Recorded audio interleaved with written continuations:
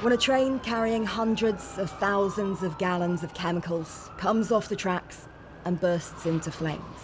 When the smoke looks like this and makes the air smell strange for days, it doesn't take an expert to know people will be scared, that they'll worry. If it can kill thousands of fish, what can it do to them? Within days, the burned-out carriages had been pushed aside to get the trains running again. Life, though, is far from back to normal. And the messages that were meant to reassure, for many, have had the opposite effect. We're not getting any truth. I'm not safe being here. There is no way we are safe being here. Is there a conspiracy behind the Ohio chemical explosion? Cue the fear whippers, conspiracy theorists, and myth merchants. Fear plus distrust equals traction, viewers, and clicks. You just have to assume everyone's lying to you. There are a lot of elements to this event that have kind of created a perfect storm for disinformation and conspiracy theories.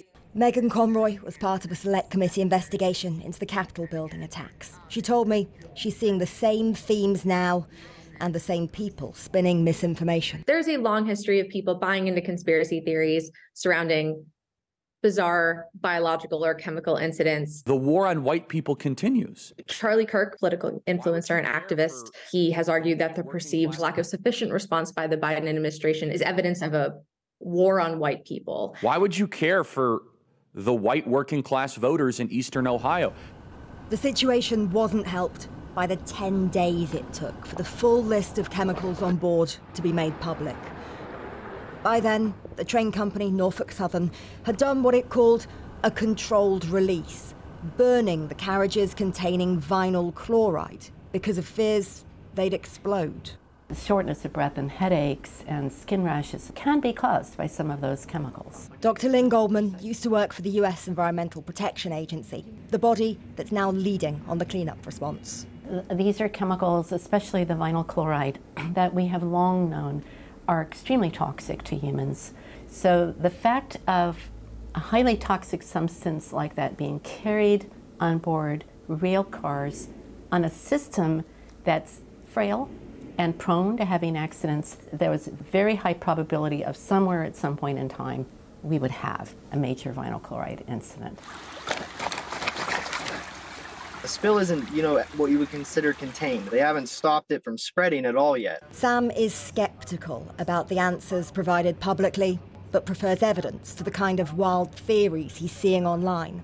Living near East Palestine, he's studying wildlife and fisheries management and has been taking his own water samples and recording what he's seeing. We found frogs that, had obviously just jumped into the water, recently, were killed within that day, and, they're vomiting their stomachs up. Everything is dead, from the macroinvertebrates all the way up to the, all the fish and frogs. There are a lot of people who live there who are justifiably worried. And then when you pile in a load of misinformation and confusion, that just leaves people more worried, doesn't it? It does. No one there trusts what they're saying about the water specifically, because they walk into the front yards and they see that the water is covered in these chemicals. They're justified in thinking that, those chemicals are probably in their wells at this point. In the last few days, the official estimate for the number of fish and other aquatic wildlife killed has jumped up from 3,500 to more than 10 times that figure. There are questions, too, about rail safety standards and whether this was a case of when, not if. Skepticism and questions about the so far provided answers are not unreasonable, not least from the 5,000 or so people who live in this town.